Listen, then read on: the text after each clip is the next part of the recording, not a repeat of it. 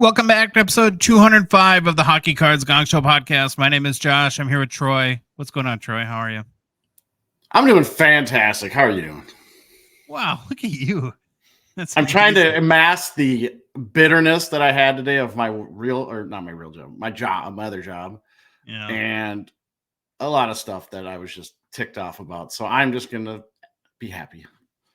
Well, good. That's a good, positive outlook on life, and more people should have that. I spent the last 2 days at college orientation at the University of Minnesota. No, I'm not going to college. I did that 25 years ago. Same place. Same place. My son is, and it's changed a lot.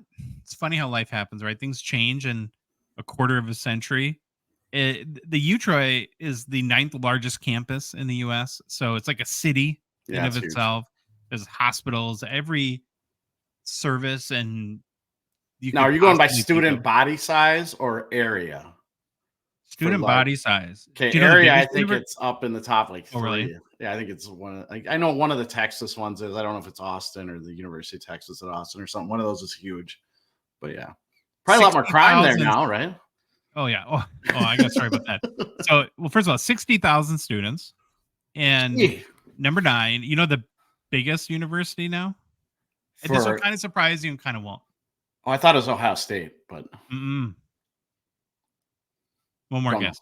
Well, if you said it's going to surprise me, I won't get it.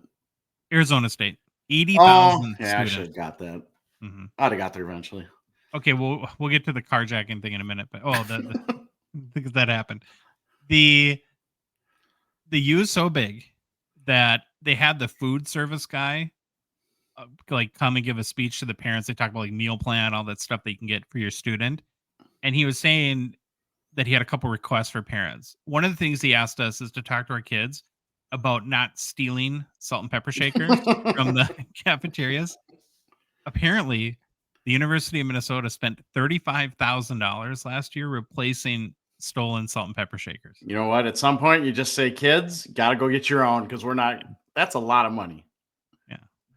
Okay, now back to the safety thing. So the U has the Safe U alert system for both parents and students. So if something bad happens, it could be like a thunderstorm too and stuff like that. But if something bad happens, you get a text message. So the parents are sitting around for our session in this big group conference room around all these tables. And all of a sudden it's like ding, ding, ding, ding, ding, ding. It was Monday morning at, I want to say 10 a.m.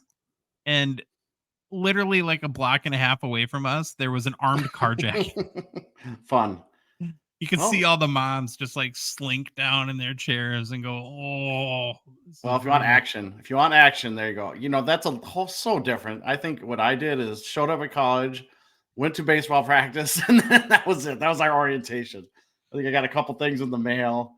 Obviously, talked to the head coach and all that stuff, but did the recruiting visits. But it was like there was none of this 2-day stuff. That's 2 days, 2 full days. I'm exhausted. I'm not even going to college. It's wild. Yeah. Well, kind of a big day, Troy. Who's this? Oh my gosh, it's producer Louie. Louie, what's up, boys? Mentioned many times. Now he's in the flesh. So Louie is joining the crew, going to help us try to make this dumpster fire a little easier to make. And what kind of amazes me about you doing this, Louie, is I've never known somebody jump onto a sinking ship before. So, I got to learn how to swim somehow, so you might as well get on the one that's going down. See if you can bring her back up. Yeah. So he'll be fact checking the stupid stuff we say. I don't think you know French, do you? Negative. Oh. Okay. So that's not going to be a help there. And then, doing some behind the scenes stuff and jumping in from time to time, adding his 2 cents when we're discussing and debating. Maybe Louie will be our tiebreaker, Troy, when we get into fights on stuff. Not that we really do. But Louie, and you know this is coming. I just have to do it. The first and very foremost question about Louie Troy is, as you guys know, I'm a huge fan of Howard Stern. Howard Stern's producer, of course, is Baba Booey. Your name is Louie. Louie rhymes with Booey. I think we need to call you Baba Louie. Baba Louie. Baba Louie. Whatever sticks. Whatever sticks. Look at you being a good sport. I can see People are watching your skin crawl right now. It's like, don't make this become a thing. Don't make this become a thing. Now, I won't share it, and I didn't, so don't worry about it. But the hobby superhero image we made of you a while back, we pair that Baba Louie, and that would pretty much, I think, take the cake, wouldn't it? Probably. Yeah. Yeah. Okay. All right. Well, welcome, Louie. We'll have you stick around for a few minutes, and then you'll be helping us, like I said, around in the back or in the background. I got to keep you here for this because you're gonna just know. I had a huge my card post fail today. All my fault. First time this has ever happened to me in years of selling cards. So I sold a card during my kids' orientation. Get back home. Very busy day today, but I need to pull the cards. It was 3 cards, and need to pull the cards together, get in mail. Be a responsible hobbyist. And sure enough, could not find one of the cards. Spent 3 hours looking for it. Now, Louis, will you attest that I probably could be a touch more organized, right? What? I don't know how you couldn't find it right away. It's better than it used to be. It used to be boxes all over, cards all over the floor. So it I'm does not going look to better. win the Hobby Organization Award anytime soon. I literally went through thousands of cards, spent 3 hours looking for it, and finally I had to. I don't think there'd be a show today if I didn't. I had to throw in the towel and cancel the order, which I hated doing. My card post refunds people right away, so other than disappointing the buyer, they get their money back. They're all good. But Badland cards, so I just want to make a public apology. I'll do better. I'm very sorry. And we've already messaged on my card post, and it's all good. But yeah, that's the first time. Have you guys ever had that happen? Have you ever sold something and legitimately could not find the card? I have not, because everything I have for sale literally goes into a box that's behind this banner. Yep. So. Yep. Everything. In theory, I have a box for everything I sell too. Yeah. Okay. You need help. I do. In somewhere in the producer organizing my life, I don't think that's in the job description, but maybe I'll have to hire. Maybe we'll get an intern someday and they can organize my cards for me. One last thing before we get started, Louis, you had told me I knew this was happening. I didn't know it was live, but you had messaged me that Gongshow Discord member Eric, otherwise known as From the Bench, in his YouTube channel, he was the 5K challenge winner, which we did all through the 2023-24 season. Louis managed that for us, and basically you got $5,000 of funny money, got to pick up to 15 cards before the start of the season, and then one day after the Stanley Cup Finals is over, Louis tabulated everybody's picks, and whoever's picks basically went up in value the most based on recent comps won a box of the cup. That was Eric. I shipped it to him. He was in Canada, so it took a little bit to get there, and then he opened the box on his YouTube channel today, so you should go to From the Bench on YouTube and check that out there. And congrats to him again. I watched it. It was interesting. Yeah, me too. Yeah. I'll give a hint. If you remember 2021, there was one card that was universally hated, and he pulled it. Yep. He saw it right away. Yeah, I saw. Yeah, right when he opens it, you can see it in there. You're like, oh, of course, that's the one we give him. Why wouldn't it be? All right. Well, Louis, we'll see you again soon. But before we get started, just a reminder, the Hockey Cards Gongshow Podcast is a Patreon podcast, which means we rely on support of listeners like yourself to help us cover our show expenses, produce more and hopefully better hockey card content, and fund initiatives in a small way to grow the hockey hobby. It's very easy to support us via Patreon. For $5 a month, you can join on a $1.99 support level tier.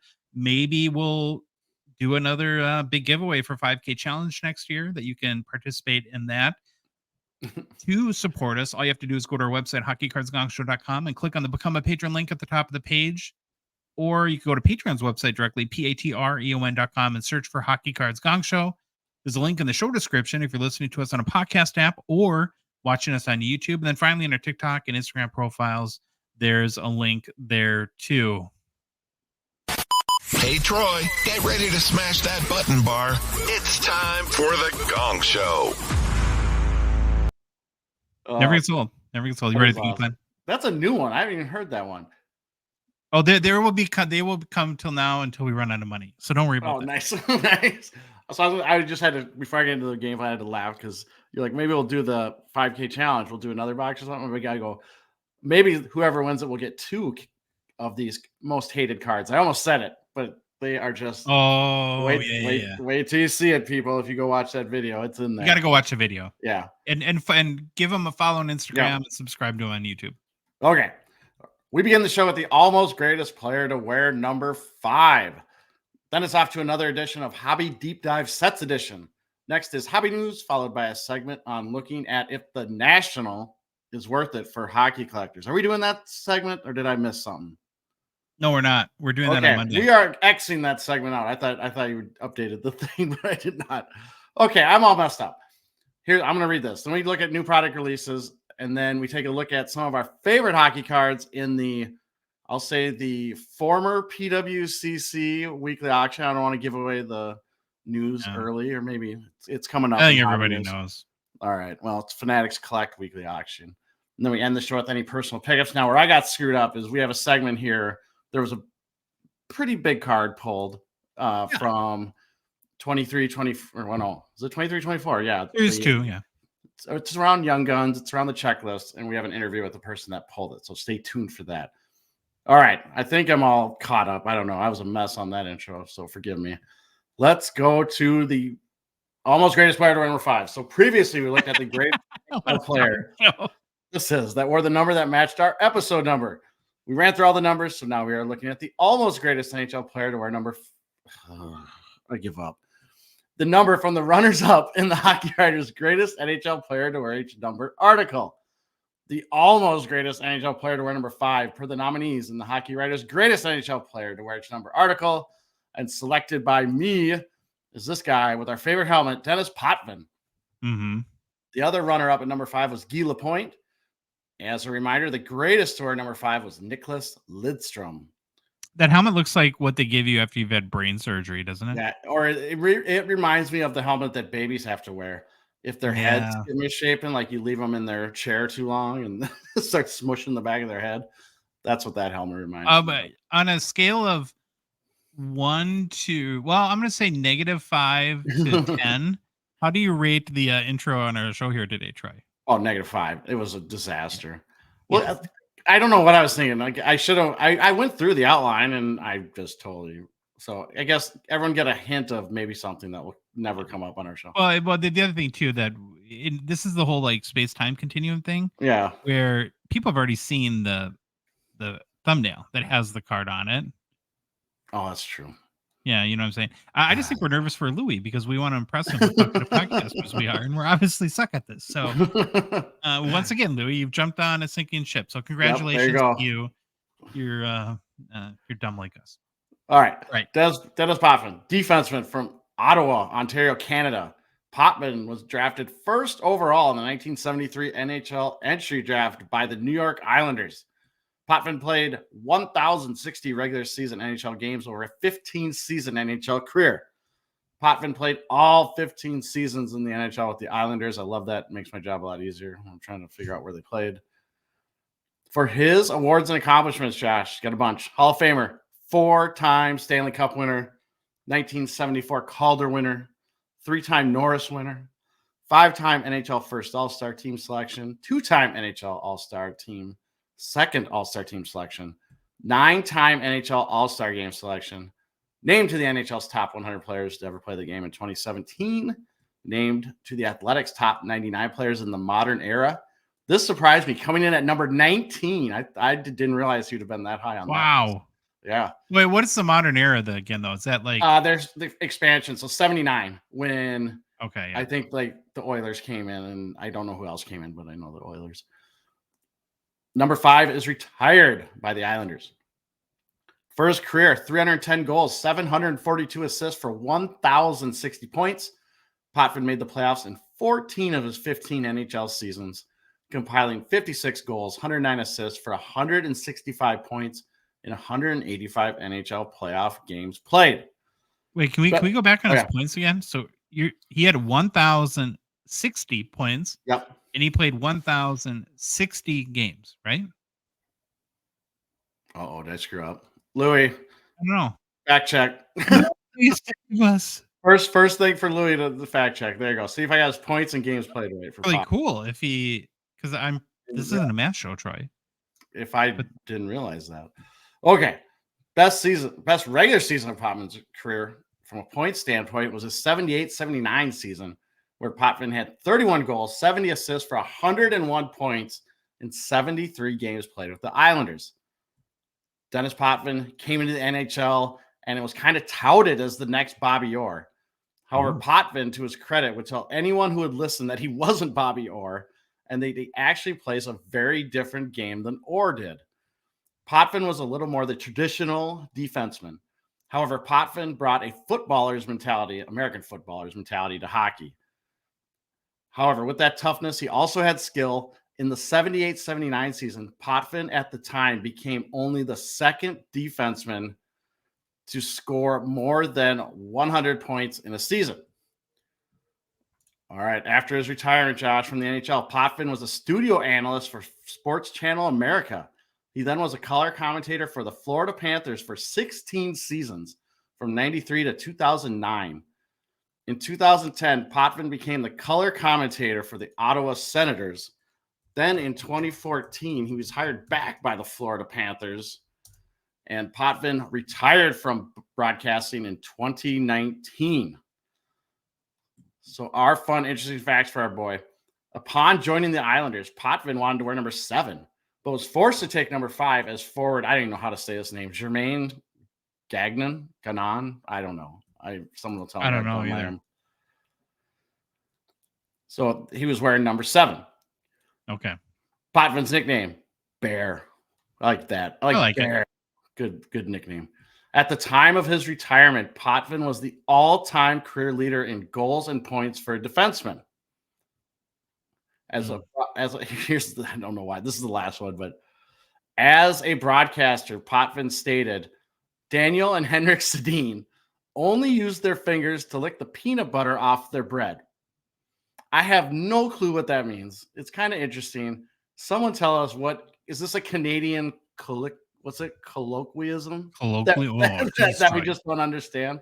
And it looks like I had the points wrong. It looks like it was 1,060 games, 1,052 points. Did I do bad math, or what's going on here? I don't know. It's been a day, right? And it has. Louis coming in strong. That's all I got to say. Yep, I add them up. 310 goals, 742 assists is 1,052 points. I am depressing myself right now. Okay, but let's go to the rookie card, because a lot of people know this card. It's flipping awesome. 1974 OPG number 195, and I think it's. Can I say it's awesomely bad?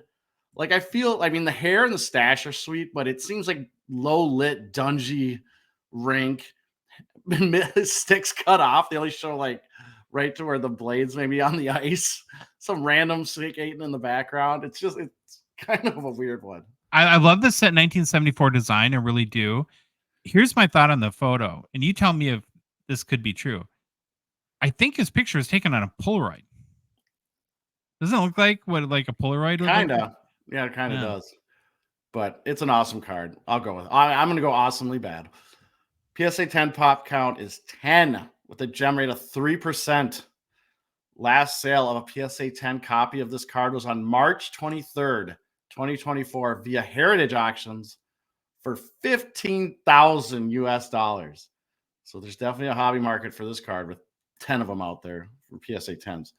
Last PSA 9 sale of this card I could find was on May 12th, 2024 via eBay, verified Terapeak for $2,019 US. So there's our boy, Danny Potvin. Do you think the hobby cares about him? They care about this PSA 10 card. I think, well, I don't know. I didn't look at all his cards, but I feel like he has a market for sure. Yeah. That early 80s or late 70s, early 80s Islander team was stacked. Oh, yeah. Yeah, huge. Bossy, Billy Smith, Trottier. Potvin. Troy's dad. Wait. No? Okay. What's it? Clark Gillies? Was he on that team? I think so. Oh, yeah, maybe. I always think of Clark Gillies from Phil because he talks a lot about how if you're opening 1990 Pro set, is that all you get? No, that you want to get Clark Gillies with the bloody nose. I don't know if he's just making this up. He could be. But in his mind, that is an indication that you're very, very likely going to pull a Stanley Cup holiday. Gotcha. Well, you have a box. You have a box. Open it live on air right now. I opened them immediately, Troy. It's long gone. I opened it with Louis, actually. Louis got a box of Upper Deck, and I opened up. Oh, I thought you were saving it. Oh, boo. No, I'm getting other stuff for that. So don't worry about that. All right, good job. It's time for another hobby deep dive. All right, we're back, Troy.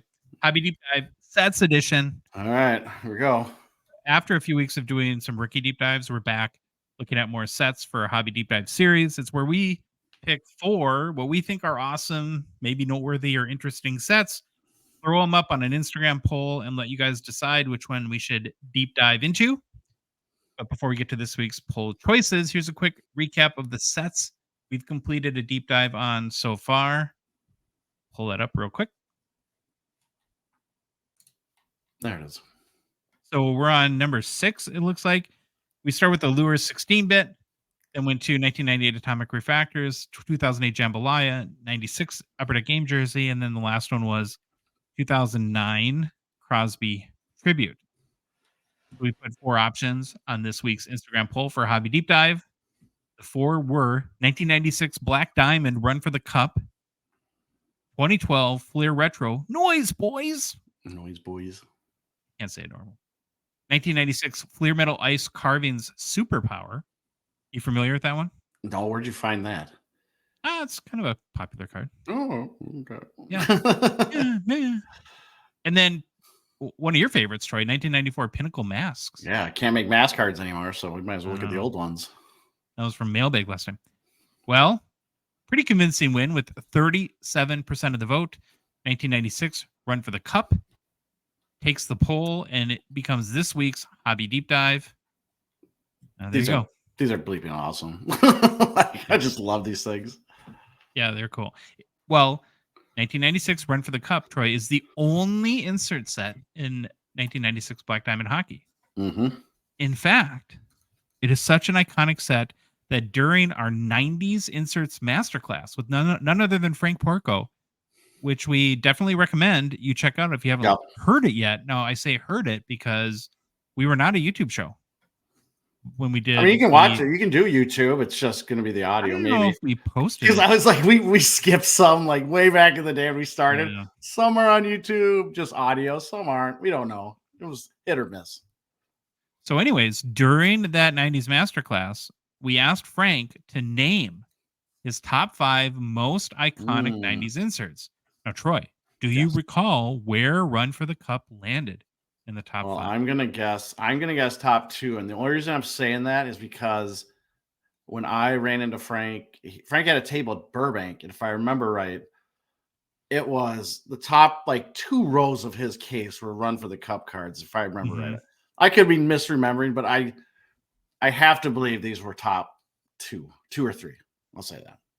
But you have to guess. Oh, okay. I'll go. Well, he had a ton. I'll go 1. I'm gonna go 1. Number 1. You got it. Oh, nice. Ding, ding, ding. You're the winner. Yeah. So he named this set the most iconic 90s insert set. Oh, by the way, too, I listened to that episode for a few minutes just to get a little background. Turn it off. I just pray to sweet baby Jesus and everything in life that's holy, Troy, that we are better at this show now than we were then. And by the way, or by how the first 24 minutes of this is gone, we're probably not. No. So it was brutal. And part of it is just listening to yourself, I think. But I don't think I could ever make it through a full episode. You were great. Me? I probably didn't talk. I didn't talk at all at the beginning. I was like Penn and Teller. I was the quiet one, right? In Penn and Teller. I just sat there. I'm not sure my brain works. It was pretty slow back then. Okay, Troy. RTFC, as the kids like to call it, is a die cut card with a brilliant gold foiling and a circle with a somewhat transparent window that is a faint headshot, like a hollow foil. Is that what they call that? The player depicted in the card. All cards are numbered out of 100. Mm-hmm. The numbering is on the back. and they're partially hand numbered. Which, have you seen a card like this where so that it's out of 100 that's stamped in foil, and Yeah. then hand wrote. In this case, we're looking at what a Saku Koivu, Yep. and they put 037 handwritten that part, and then stamped out of 100. I don't think I've ever seen that. I can't remember ever seeing it. Do you like that? I would share it. No, just hand number the whole thing. You don't need to do the out of one. Like, just let them hand number both numbers. That's a little weird. Well, they probably did it so that they could make extras. And Yeah. if one was like screwed up or chipped or something like that, they could just throw it in the trash. Something like that is what I'm guessing. Well, Troy, a card like this in 1996 was like throwing the kitchen sink at printers as far as printing technology goes. The RFTC design is very advanced for the era it was produced. And you got to remember, too, when you look back to the early 90s and the very first serial number cards, they were all out of like ridiculous numbers, right? For some reason that the manufacturers thought, well, let's make this Wayne Gretzky out of 10,000. Yeah, when you're printing 10 million cards in the set. That's probably exaggerated. I don't know how much they printed per set, but I don't know. You might not be wrong. Maybe I'm not. Maybe I'm not. Well, the point being is to have a card out of 100 is pretty rare at that case. And I wasn't collecting in 96. I was in my freshman year at the University of Minnesota and was not thinking about hockey cards, thinking about something else. But yeah, so I can imagine these were pretty shocking in a good way. Like, whoa, what the heck is this? There's 20 players on the checklist. The biggest names, I'll kind of go through some of the big ones. Wayne Gretzky, ever heard of him? Pretty big name. Yeah, Blues legend. Wayne Blues Gretzky. legend. Turtleneck legend. Turtleneck legend. Wayne Gretzky. Yeah, he's on there. Patrick Waugh. I love this photo, and sorry if you're listening, I'll try to describe it the best I can, because it gives a really good indication. Maybe not the brilliance of the color of the gold foil, but just sort of the texture that the foiling had and the intricacy of the design, and why these cards are considered so special by people in the hobby. So I just think this is a really good representation too. And then if you ever noticed too, in different pictures of this card, depending on the lighting, like if the card is on a flat surface, the circle hollow foil image or whatever looks almost black, like you can't tell it. It's hard to see. And then if somebody's holding up to light, it can look like you'll see in other examples too that we have. The photo looks almost like a normal photo as far as the light, how light it is. It's kind of strange. Other guys on the checklist would be like Mario Lemieux, Yager, Teemu Solani, Steve Yzerman. I think, see, there's an example. How is that the same card? Yeah, that's just crazy. Joe Sakic, Mark Messier, Sergei Fedorov, Baba Louie's guy, Mike Modano. Baba Louie. Pavel Bure, who's hotter than dog snot. And I don't know if you remember this, but at the Spring Expo, Jeremy Lee had a bunch of these in his. I think he had a Bure there that he sold for a lot, if I remember. Do you remember seeing that? Well, I misremember. Yeah, I do remember seeing them. Frank also had them too. Now I'm getting my people mixed. No, I think I'm sure they both had them. I'm sure they both had them too. I wasn't at Burbank, seeing them in Jeremy's table at the Spring Expo was the first time I'd seen one in person. And with a lot of these cards like that, sometimes it takes that. It's like the whole jambalaya thing we've said a million times. It's like, oh, now I get it. Why these are, I guess, so sought after. There's Peter Forsberg. He's another one on the checklist. It's kind of a cool card. Jerome Iginla, LA Kings legend, Troy Iginla. Your favorite, Eric Lindros. Well, there we go. Most of the names are, I would say, the cream of the crop. There's a couple that I think there's like an Ed Jovanovski. I mean, no offense to Ed or any Ed PC. Jovo Cop, show some respect. Shots fired. Okay. That's kind of it on the card. I don't know. Is there anything else that you would describe or any other context that you would add for this card? For historical, numbered, hand numbered, kind of awesome looking. Like you see these in person, they're just fantastic. Bunch of players I grew up with. I love it. I've talked a lot about lately about how I have a love-hate fear relationship of Chat GPT. Not fear that the robots are going to take over, but more fear that it seems like everything it says is BS crazy and wrong. So I asked it, I was trying to do some like research shortcuts, and I asked it to describe it, and it was like very accurate until it completely tied me up in about 40 knots, where it said it's a gold foiled die cut card, very ahead of its time for the era. The card is shaped like the Stanley Cup, and I'm like, huh? No, Chat GPT. No, yeah. I mean, yeah, it's just more kind of a cool design, right? Where it does, I think, for that little extra design Yeah. effect, has the rounded corner and therefore is a die cut card. Like we do in all these hobby deep dives, we'll look at the top 5 publicly selling Run for the Cup cards from the 20 players on the checklist with each's respective top sale. And of course, any sale made by eBay and occurring in the past 3 years have been verified at TerraPeak. Once again, these are public sales. Guys like Frank Porco or Jeremy Lee or others that have had a card show, I would say there's a good chance that some of these have sold for more. Yep. But this is the information we got.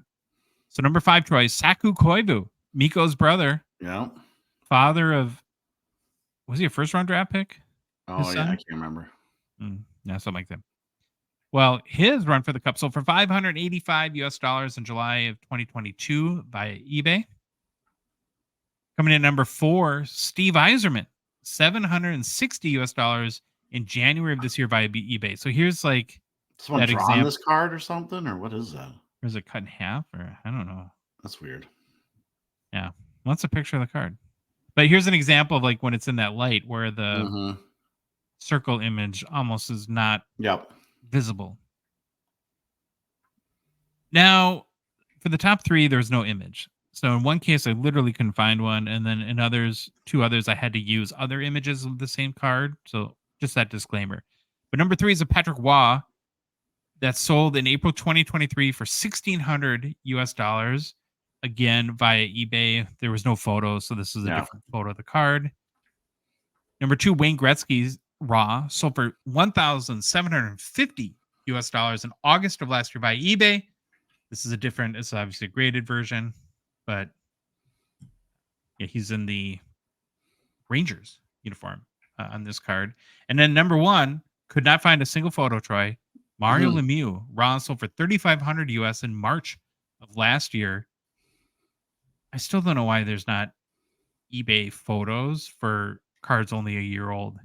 Yeah, I don't know why. I mean, I wonder if it's like storage costs. They just don't want to host them, so they start going through after 90 days or something. But like we said, we found pictures from 2-year-old listings sometimes. 3 years old, because that's what TerraPeak goes back 3 years. Yeah. Yeah. When sometimes, and Card Ladder sometimes has photos way back. I don't know how they do it. Whatever. Using Card Ladder sales history, I could only find 67 sales of any 1996 Black Diamond Run for the Cup cards. That goes back to 2012, Troy, where, now check this out. You could have picked up in 2012 a Pavel Bure out of 100 Run for the Cup gold for $66. That buy looks pretty good right now, but It looks pretty good. Probably anything you bought in 2012 would look pretty good right now. All right, so you're a Run for the Cup guy. Of any of the ones I mentioned, which card would you? Wow. Easily. I think that card looks great. Like, it's a really good picture too. So if this was the card that sold, which it wasn't, this was not the record sale one. It's just another photo. This one looks like it could go for a nice, pretty penny. Oops. As I'm Yeah, it talking looks like to a good condition one for sure. Okay, we'll be back next week with another deep dive of some sort. You never know. Whatever strikes our fancy, I guess. Got to make a quick mention for Gongshow partner and sponsor Slab Sharks. We, of course, are very grateful and thankful to them for supporting us and our show. Troy, the current Slab Sharks weekly eBay auction is live and ends tonight. Remember, there's something like 2,200 cards available, so you just know that there's some bangers and cards that might just fit that next big PC edition you're looking for. So be sure to head to slabsharks.com, mark your favorites, get those bids in. I don't know, Troy, should I try my luck at sniping again tonight? Maybe I can get it right for once and snipe for the correct amount. Actually buy cards that I know what I'm buying. Not something totally different. Oh, look at these. I didn't see these before. The Waugh autographed glove and blocker. That's sweet. Do you think they put like anti-scent stuff on those or something, or do they? Those look smell like it? they're dang near brand new, or they Oh, got like they were cleaned, never used. or super clean, but they don't look used at all. So it looks like he probably signed somewhere. They made a special edition for him to sign, but still pretty cool. Now you might be asking, why are the Slab Sharks auctions so popular? Well, it's because they make it very easy and convenient for Canadian hockey card collectors to sell their cards on eBay. They do all the work. You don't have to be an expert. You don't have to. You can be lazy and make money on your cards. What's better than that? Now, if you're like me, you just have to find them before you send them. But that's not Slab Shark's problem. That's obviously my problem. So all you got to do is drop off your cards with them at a show, send them to them, and they basically take care of it from there. That, like I said, they do all the work, and plus your cards are listed in their very popular weekly eBay auctions, which have already become a staple in the hockey hobby. So be sure to check out their new website, register with it, so you can use all their advanced tools, and maybe even download their app too, slabsharks.com. Hobby news! Hobby news. Come on, Louie. Oh, Louis on mute. Mute. Louis pulled the Troy. You're the new Troy. Hey, Everyone somebody's laughing, got to Louis. do it. Everyone laughing, Hobby news. Louis. Wow, that matches. that was That kinda- matches my introduction. Thank you. Thanks, Louie. That was very sultry and very. I love it. You got a voice for radio, Louie. I think you do. All right, Troy. Well, what was your favorite PWCC moment, huh? There it is. Got the graveyard headstone Now- and everything. We're going to do some talking about this here, but we got to make a Yep. quick disclosure. Fanatics is a sponsor of our show. So just remember that. We always like to be on the up and up in that regard. But it's over for PWCC, Troy. Yep. Today, was it today or yesterday? I think yesterday. So Okay. Tuesday. Monday, Tuesday. Monday. No, Tuesday. Well, PWCC, Troy, was founded in 1998 by a guy named Brent. And is it Tigard or Tigard or we can't even I've pronounce always called American. it Tigard because I always think Tigger from Winnie Tigger. the Pooh. We need to poo. Yeah. PWCC had a deep, rich, and we'll call it sometimes controversial hobby history.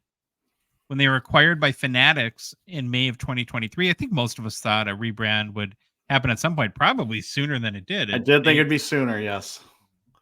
They took their time, and actually, I agree with their strategy. They wanted to get a number of things in place, have some new features, work on their website, and from everything that we can gather, it seems like that they were pretty successful in that effort. So on Tuesday, they officially retired the PWCC brand name, and PWCC became Fanatics Collect. Now, I know this has been emotional so far. You need a tissue, Troy. Are we okay to go on? Oh, we're good. We're good. I've had over a year to process it. Well, it's hard to say goodbye. So, bon voyage, PWCC, and bienvenue, Fanatics. Right? Good French. Why? Yeah. I don't know why I would try French on purpose. Pretty stupid of us to do. So the switch is official. If you go right now, Yep. PWCCmarketplace.com, it will redirect you to Fanatics Collect. It says no. Mhm. There's no PWCCmarketplace.com. You go to Fanatics Collect instead. Now you can either log in with your Fanatics ID or they'll guide you through creating one. Then you can use that login, which is kind of nice for, I think, all Fanatics properties. So if you want to do some breaking on Fanatics Live or something like that, it should work there too. What if I use my PWCC one? Does it just yell at me or what? No, you got to make a new one. Oh, I already have a Fanatics one. I think I signed up a long time ago, and we're going to do the live breaking stuff.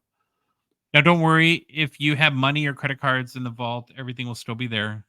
The premiere and weekly auctions are still a going concern too.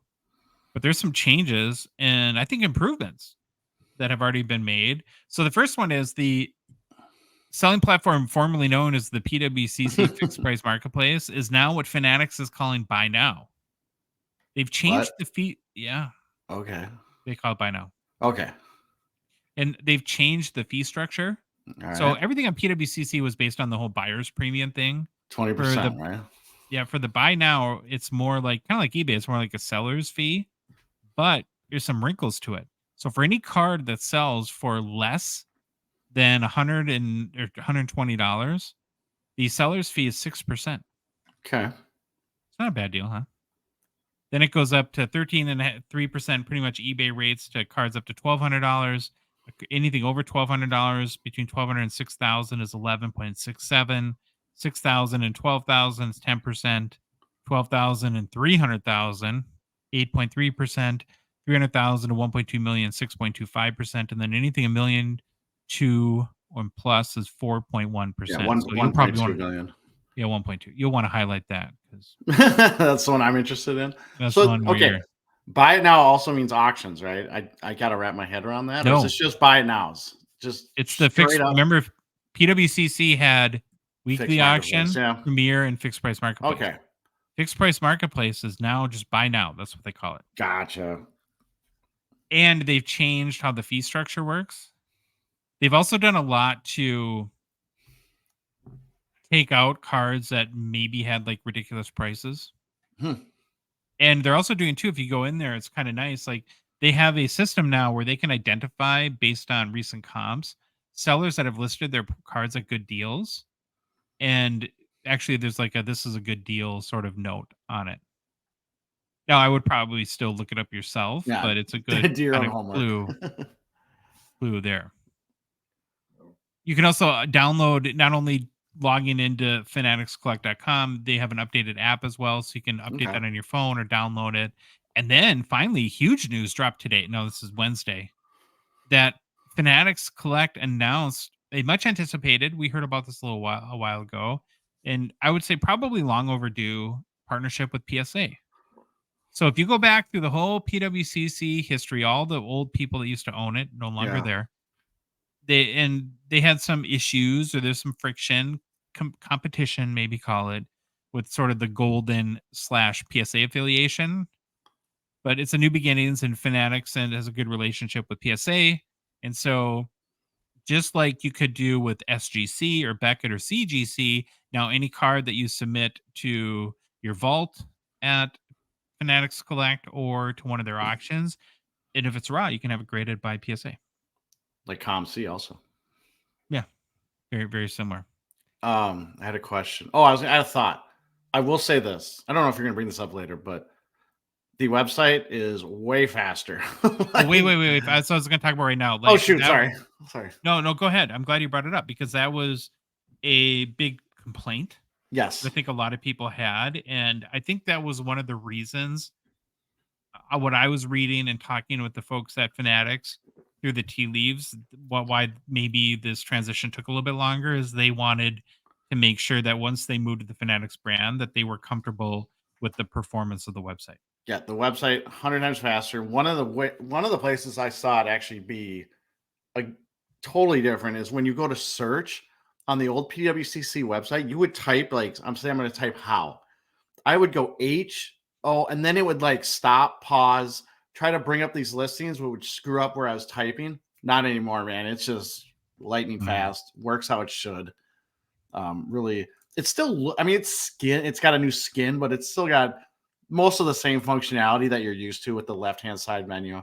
Obviously, I know PWC turned this off a while ago, but when they had those notifications coming in on bids, I was ready just to throw my computer out the window. I didn't like that very much. So yeah, I don't think it's a finished product by any stretch. No, it's more to come, but it's way better on a speed sense for sure.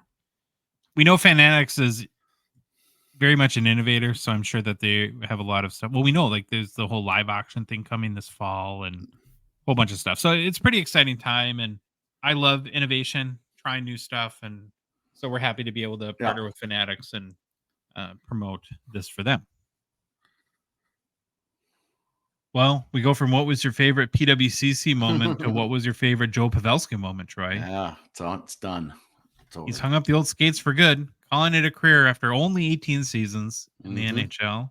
Relatively short career based on, I don't know, Paul Coffey, I guess. But other than that, pretty long.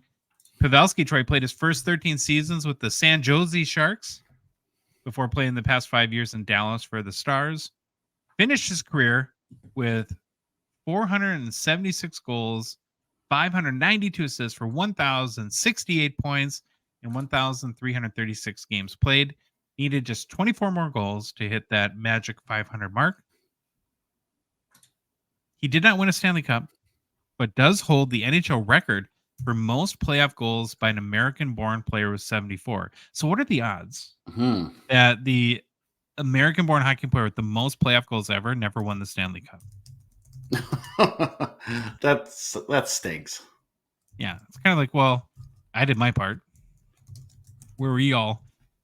I think he did make the Cup Finals once in 2016 with the Sharks. Obviously, I think he most known as a really good overall player, but a clutch playoff performer and goal scorer. All in all, I would say pretty good career, Troy. Yep. Since the announcement, we've seen there's kind of one big question floating around. I've seen it a few times already about Pavelski, and is he a Hall of Fame worthy player or just a Hall of really good worthy player? I don't know. Do you have an opinion on that? Well, it seems like it's always that 1,000 points, right? You hit 1,000 points, it's almost your automatic ticket in. Now there are players that are not in the Hall of Fame with 1,000 points, but like I got angry yesterday and sent a group text because I was just ticked. I'm like, all this talk about Pavelski getting in the Hall of Fame, and I need Alexander McGillney in there. How Pavelski better not get in before McGillney, or else I'm going to be really upset. I think Pavelski eventually gets in first ballot. I don't think he's a first ballot, but I'm sure he'll get in eventually. Louis, do you have an opinion? I brought you on to see if you have a Pavelski Right. Hall of Fame opinion. He's not, in my opinion, he's not a first balloter just for the series. Just simply because look past his all-star team selections that he had. He didn't win any notable individual awards throughout his career. So no cups, no awards, no 500 goals. And it's not like a knock, right? Some people, I'm a firm believer that the Hall of Fame should have a very high bar, right? I don't love how like anyone kind of gets in. And if you're going to have a high bar, the effect of that is going to be, or the result of that is going to be, you're going to have a lot of really, really good players that aren't going to get in. Yeah. And to me, that's not a bad thing. No, but we need more Americans in there, so that's why I'm going for him eventually to get in. Well, I'm sure he'll make the Hockey Hall of Fame in Eveleth, Minnesota, which he might already be in there. I think they just throw anyone in there. You're halfway decent. Yep, you're in. You want to know how much nobody cares about that? Is I was literally born and spent the first 18 years of my life 20 minutes away, and I think I went never went. Once. Yeah. So here's the nice slide you made on Is he a Hall of Famer? I forgot to put that up. Actually, Louis found that. So yeah, apologize to Louis, Troy. Oh, sorry, Louis. It's okay. Okay, so I'm going to say no for the Hall of Fame. What do you say, Troy? I'm going to say yes eventually. Louis? I mean, you never know. Like, there's that one year where they have a down class, and then they kind of start. Lanny, is he still running it? He gets a little like, oh, let me see what's going on. And because anyone but McGillney, I feel that's Lanny McDonald's catchphrase now. If he's still running things there. And put Yager in, dang it. I said no. Troy's sucking up to all the Joe Pavelski and Dallas fans. Hey, Louis, you got to break the tie. Yeah. Is he getting into the Hall of Fame or not? No, he's not. Not in my opinion. Ooh. Shots fired! And all hate mail, care of Louis at the Hockey Cards Gong Show. All right, Louis. Thanks, bud. Hey, Joe Pavelski is a 2006-7 Young Guns. PSA 10 Pop has... Look at this card. Holy cow. 40% gem rate. Pop 83 only. That's for $275 US on July 16th. Somebody jumped on that right at the retirement. Yeah. It's up about 8% in the past 6 months. Not in a big hobby market, but a player, great career. Congratulations. Anytime you can play in the NHL for 18 years, you've done a lot of good things. Okay. Well, we had a little bit of a curveball today, kind of flustered you in our opener because we were contacted by a gentleman that hit, as you mentioned, a pretty big card on ePack, the Connor Bedard Gold Outburst, Bedard and Carlson Gold Outburst Checklist 101. Now, of course, it's not the base Young Guns 101. That was a huge deal, but definitely a bigger card than I've ever hit. Have you ever hit a bigger card than the... No, I bet this would go for a pretty penny. Penty? How much? Penty. I don't know how much that's worth. 20,000 times more than a penny, I guess. His name is Richard Fu from Canada, and he agreed to come on and talk briefly about his experience. I just wanted to talk to somebody who had a really big card like that. Oh, hold on. What We got to show the card. We're talking about this thing for our YouTubers. Yeah. There's the card.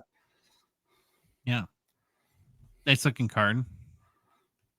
And I think afterwards we can have a good conversation about what we would do if by some chance we got lucky and ever hit a card like that. But first, let's roll my conversation with Richard on basically hitting the biggest card of his life. We're very pleased and excited to welcome hockey card collector Richard Fu to the Gong Show. Kind of an impromptu visit. Richard, you had messaged us today because you've had a pretty unique experience and hit kind of a big card in the hobby. And so I just want to welcome you, first of all, to the show, and we'll get into your big pull. Thank you.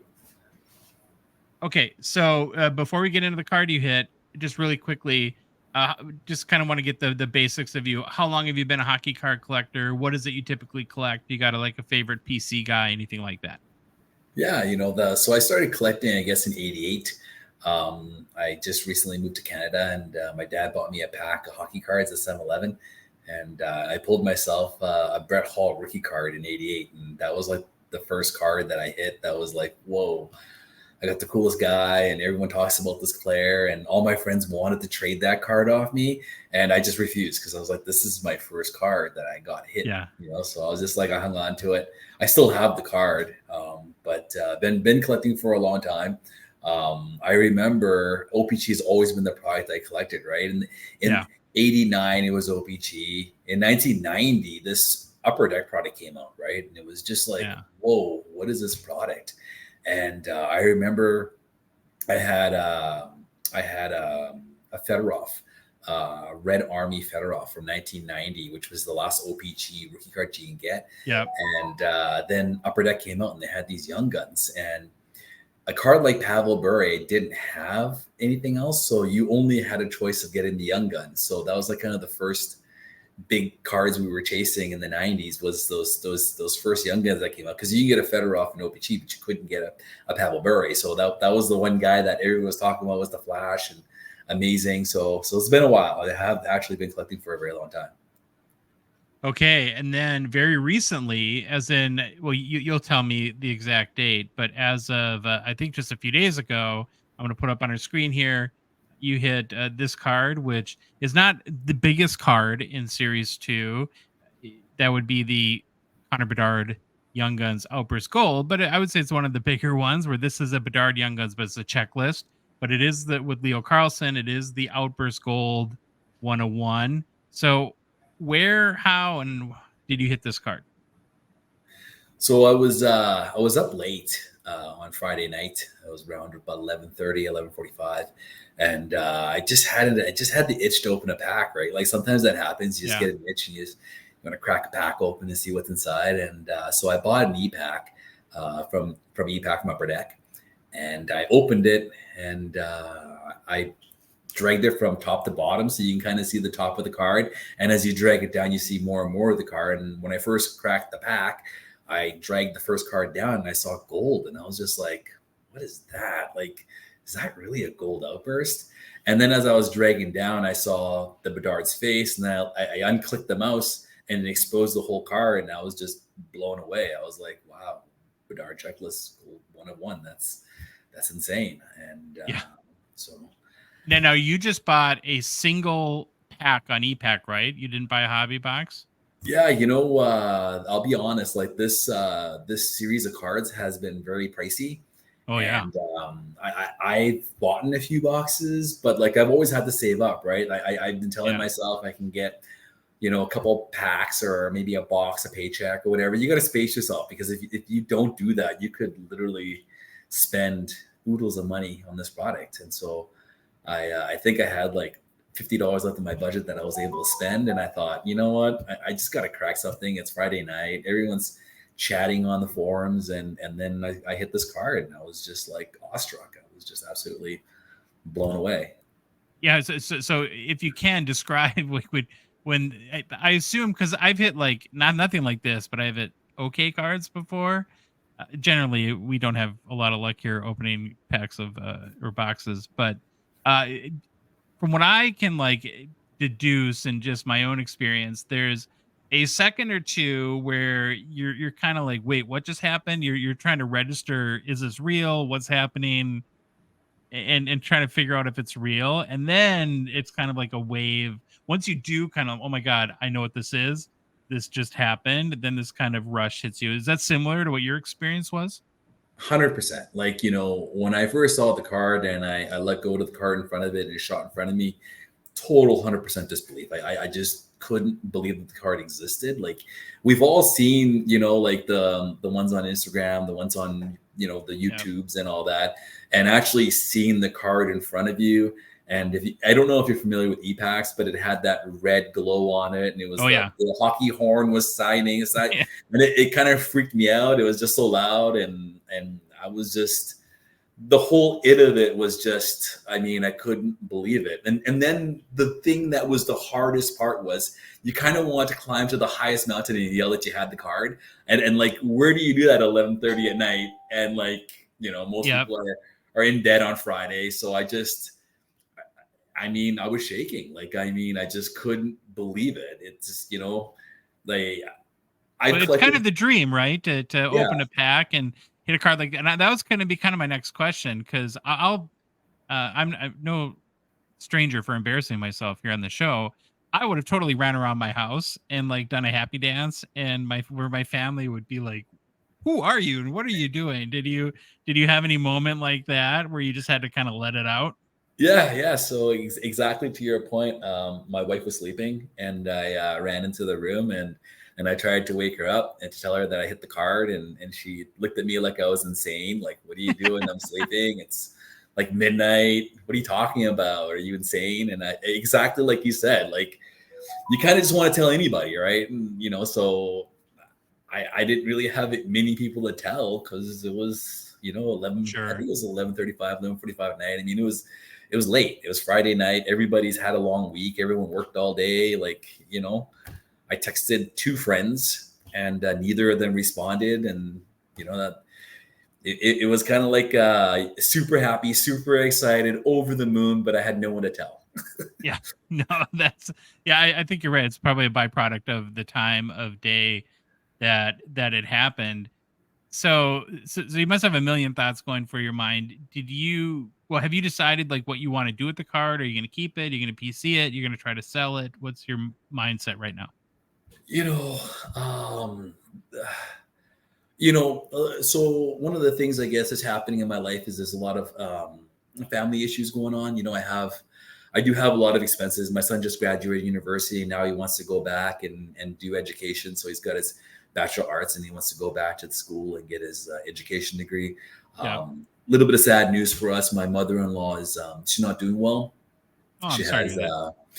Yeah, it happens, right? She's 72, I think, and she's got an issue with her pacemaker, and so one of the things that kind of crossed my mind was one of her sisters is having a birthday party in Vegas, and because she's on diabetes, has a pacemaker, she can't go for very long. She has to have dialysis every single 3 days. So one of the things that my wife was thinking, if we do sell the car and there's enough money, maybe we can take her to her sister's birthday in Vegas for the one day. She's never been to Vegas. I think that would be a pretty cool thing for her. That was the one thing that really crossed my mind, because I know it's really tough, and doctors don't tell you that they don't tell you how your life expenses anymore. What they tell you is they told us in the meeting that most patients in her situation don't make a year. And that's kind of how doctors explain things nowadays, versus you have 6 months to live, 3 months to live, however they used to do it. I guess they do it very differently now. So, so we thought this was just, it had to have been a sign, right? Like, we're in that situation. Yeah. We have a chance to help out the family, maybe sell the card and use that revenue, pay for some stuff that is definitely needed to be taken care of, Well, and then it kind of puts you, I suppose, in the situation, especially if you're, like I said, never happens, right? I mean, this is a 101 and you never expect it. And I suppose that a big part of once the high wears off from actually hitting the card, it's like, now what do I do with this thing? How do you sell something, a card like this? And I think too, Richard, particularly with 101s, it's really hard because there's no comparative to it. Oh, It's absolutely. nobody has ever bought this card before. Whoever chooses to do so, if you just ultimately decide to sell it, it'll be the first person. And so it's I imagine that you're kind of, there's a lot of maybe uncertainty and kind of not sure what to do right now. Yeah, I think the number one uncertainty for me is that this is such a, I remember in chat, there's a sports chat in ePacks, and they were all making cracks about Charlie and the Chocolate Factory and getting the golden ticket. And one guy said I had half the golden ticket. I didn't have the whole one, but I had half the golden ticket. Well. And and the thing for me is the hardest part for parting with this card is if I sell it or if I trade it or whatever I do with it, because it's an ePack card. I never really got to hold it in my hand. I never really got to take a picture with it. I never really got to physically own it. Right. It's super easy for me to send to ComC and then get it graded and see how that turns out. I mean, ePack is so convenient in that regards that I can do so much with the card instantly, and I don't really have to think twice about it. But the drawback here in this scenario is that, I do have people that are interested in it, and they're interested in transferring it to their ePack account, and I'll never hold this card in my hand. And that, as a collector, is the number one thing, right? When you physically hold that Brett Hull 88 rookie card in your hand, and it's just, you're looking at it, and it's just that feeling, right? And that's the one hard thing for me, is that if I do decide to move this card, there's the possibility that I would never get to hold this in my hand, right? It's incredible. It's just, well, we can tie our cards back to places and times. Like you talk about the Brett Hall being kind of probably what got you into hockey cards, and that, hitting that from that pack in 7-Eleven. I had a somewhat similar experience right on the same time frame. It was the 1990 Fedorov Young Guns for me. And every time I see the card to this day, it brings you back to that moment. Right. And that's sort of the beauty of being a collector. And, not only is it really cool cards that you enjoy and cherish, but they are somewhat of a timestamp for your memory as well. And so no matter whenever you see this card again, whether it's in your ePack or your house or somebody else's Instagram or something like that, you'll probably always get a little tiny jolt of that adrenaline once again. And, it'll be probably a representation of that. One thing that I thought was kind of funny today, it was when you were messaging me, and I'll admit too, like we get messages a lot from people that say they have cards, and there's a part of you that wonders, well, is this a scammer? Is there some ill intentions here? And you said that you have been trying to figure out what to do with the card. You've been messaging different auction houses, different people, and you've had a hard time getting people to believe that you actually own the card, right? Yeah, it's extremely challenging, right? Like, exactly, if I had the card in my hand, I took a picture of it. You see a lot of people sign on a sheet of paper with a date and time and take a picture of the card. I have a screenshot from ePack, right? Like, I mean, that's all I got. And the reality is that anyone can screenshot from ePack and say, yeah, look at this screenshot from ePack. Which is why, my first thought process was to lock the card so no one else could see it, right? That way people can't say, oh, I pulled this, but I unlocked it today so anybody on ePack could see it, because I figured, like, if you don't see it, it doesn't exist, right? And the card does. It's there. You can go into the marketplace, you can see it's there. It's in my account, and I just.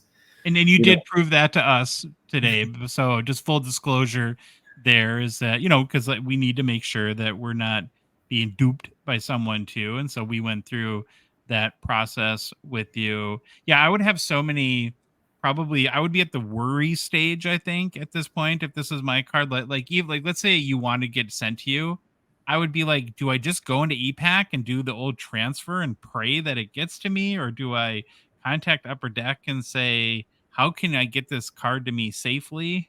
Yeah, it's not like $1 million card, but it's worth a lot of money. And I would be worried of something happening in transit. I think I would be like probably hitting refresh on the tracking about 10 times a day. Yeah, and you know the thought process. If I did want to get the physical card, the first thing I would do is I would ship it off to ComC, and then from ComC get it graded with PSA, and then from PSA it would come back to me, and I'd pay for whatever the most secure. Exactly like you said, I'll sit by the door for 5 days or however many days it takes. I'll just sit there waiting at the mailbox until it gets there. So, yeah, but I've never. Go ahead. I was just gonna say I can demystify something for you. The card is already at ComC. Yeah. I know that. Yep. So you would like digitally transfer it, but it would already be there, and then like you said, it could be graded or shipped to your house at that point. But continue. Go on. Yeah, you know, like I have ordered some cards to be shipped back to me through ComC, and never any major issues. I mean, tracking numbers are good. Everything it's a real good company to work with, and I don't, you know, if I paid for the $100 shipping, I don't think I'd be as terribly concerned if I chose the Super Saver for $9. You know, I think that, you know, like you know, for me, the whole thought process, like I said, is just I would just love to hold this card in my hand, right? Like it's kind of surreal when it's a digital product and you hit it and it's there. You can sign in and look at it as much as you want. And you can spin it around and admire it. But there's a lot to be said about physically holding that card in your hand too, right? Like it's just. Well, I totally agree with that. Another kind of bummer about not bummer might be too strong a word, but one thing that's not exactly optimal about ePack is the ComC scans are not like the greatest. So there's no doubt this card, like in hand, would be way better. Like the gold would just really shine versus then you would get the scan off of ComC. And so, you know, I think that would be a whole new experience, don't you? 100%. And you hit the nail right on the head, right? I spent a lot of time collecting all the foils and then upgraded the foils to the speckle. And then you get the speckle in the picture and it looks grainy. It doesn't look good. And then when you physically get that card in your hand and you see how that speckled Young Gun looks with the speckled card you've made, I mean, the shine is exactly to your point. It's almost 100 times more fulfilling than that matte looking scan that they made. That looks good, but it doesn't look as good as the card in person, you know? I imagine once you hit this and it goes into your ePack inventory, was it almost instant that people started making you trade offers on it? And did you have to like hide it at some point for your notifications to shut off? Yeah. So, you know, I did have a few trade offers come across, and, you know, I think people were just more interested in just seeing it in the trade window because it's kind of a cool card to, even if you just request a trade and put it in the trade window, it's kind of nice to play with it in there and stuff. So I suspected that was probably the big driver. But yeah, you know, I did have to lock the card because then people can't see it. If you can't see it, you can't trade for it or talk about it. And that's kind of, you know, I unlocked it today. So you could see it and everyone could see it. But and then I've had a lot of conversations with people that are pretty avid collectors that spend significant money and have some pretty significant cards in their collection. And it's pretty wild. It's really wild. So if you do decide to sell it, do you think you just want all cash, or would you be open to like some cards in cash, or are you just trying to keep all your options open right now? Yeah, you know, right now, like I said, if the price was right, you know, I definitely move on it. You know, the only hard part for me, I don't mind parting with the card, but what really hurts the most is like I said, that you just want to hold that tangible card in your hand. And if I do decide to sell it, there's a possibility that I'll never actually hold it. And the reality is I can make a deal with somebody. Like if I said, Josh, let's make a deal, I'll sell it to you. And then you said, well, ship it to yourself and then I'll buy it when you have it. Once when that card's in my hand, there's, you know, like that could change everything, right? Like once when that card gets in my hand, I might be like, well, Josh, you know, maybe no, maybe not. Damn, this thing looks stellar, you know, like you could, well, you never know, right? You just don't know until you actually in the situation, you know? Yeah. Well, I'm not much probably for great advice, but the only advice I could think of for someone in your shoes is like we have a rule in our family where we make big decisions, we sleep on it. Yeah. Right. And so if it feels like the right decision today, does it feel like the right decision tomorrow morning? And if it does, then it's probably the right decision. And, but to me, it's just more about just taking your time a little bit and trying to examine all your options and figure out the best alternative for you. So if someone is watching or listening and is passionate about this card and would like to maybe inquire about what it would take to get or to make you an offer, how should people contact you, Richard? I think the easiest way would probably shoot me an email. I got a pretty simple email address. It's classy.wang@gmail.com.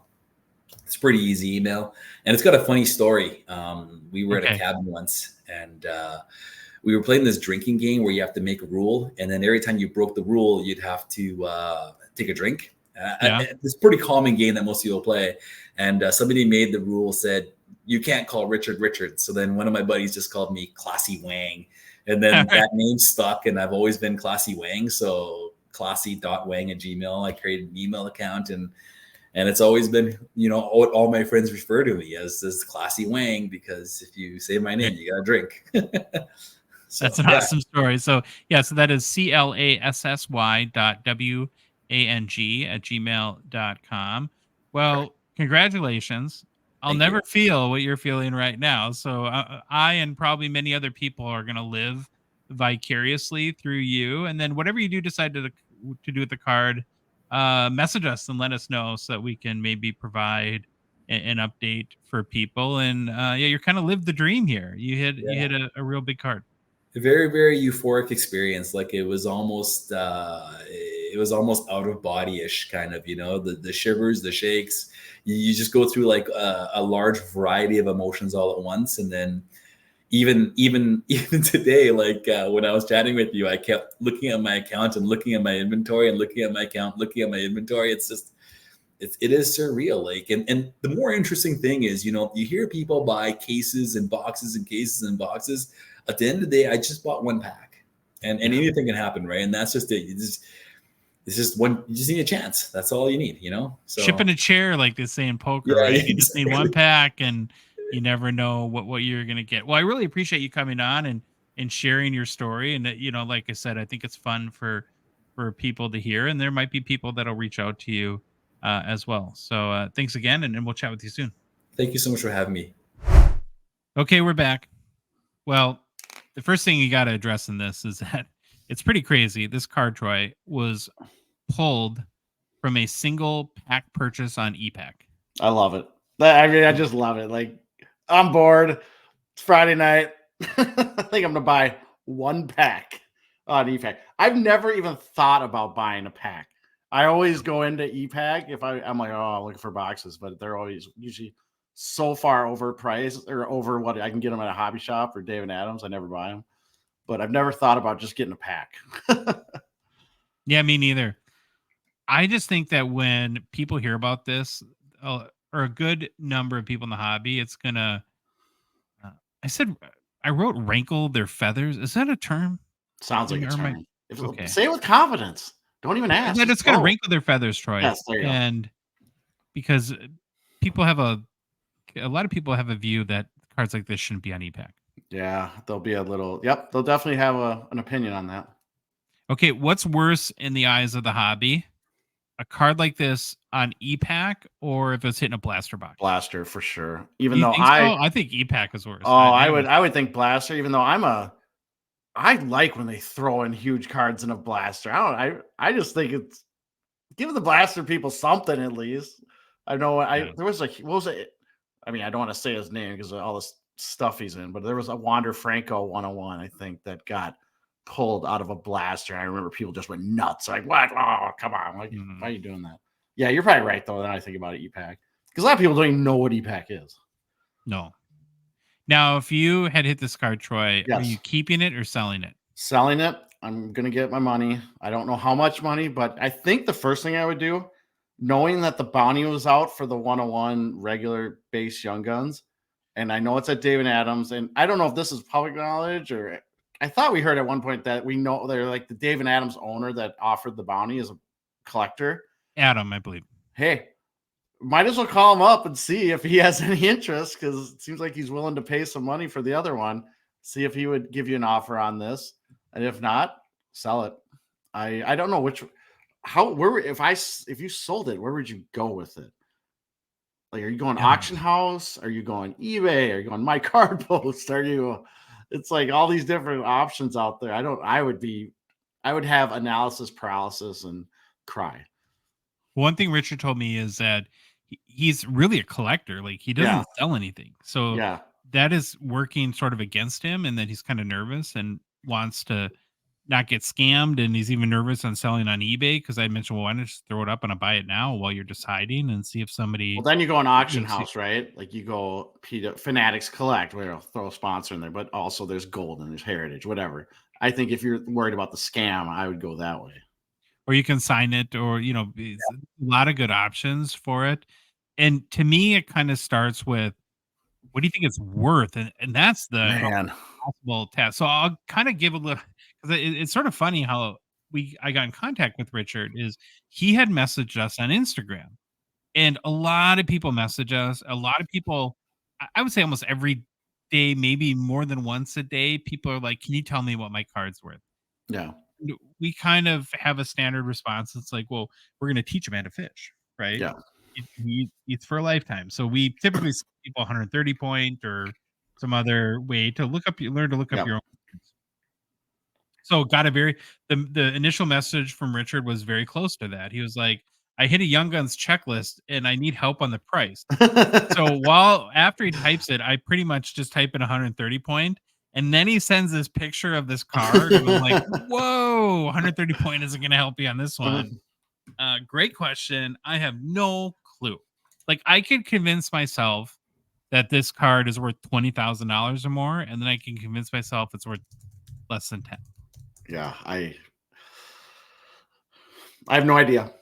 It's I've exciting. never pulled a card this big. I know that, and happy for him. And he's got some family issues and medical issues, so I hope he gets a lot of money for it, because you want to use it for the right reason. And two, the kind of most, to me, touching thing about his story is the fact that if he does sell it, and let's say that the person just wants them to transfer from his ePack account to their ePack account, he really genuinely is kind of dreading the idea of never getting to hold it in hand.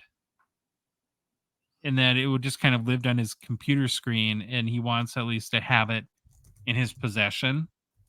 I kind of told him it was like a day with a cup, in a weird way, like a player getting it. It's like you want your day with the card that you pulled. And what I can think too is, so if I hit this card, I'm telling myself not to just react, to be intentional with it, ask a ton of people, get a lot of information.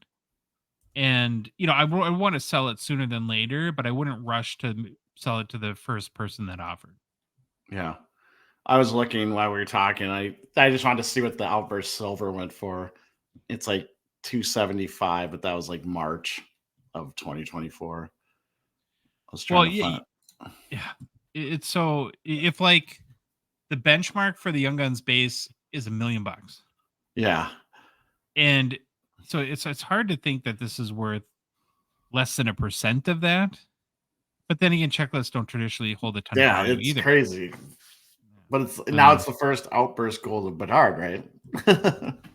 Yeah, well, I think there's more value before the other one is found and sold. Because it has that Bedard. Oh, yeah. Bedard, it has the color, so I'd probably want to sell it before then. I don't know. Hey, Lou, I'm bringing you back. You pull this card. What are you doing? I'm selling the card, first of all. Yeah. But like you said, there's got to be a lot of research and to figure out what you. I don't know what this would even go for.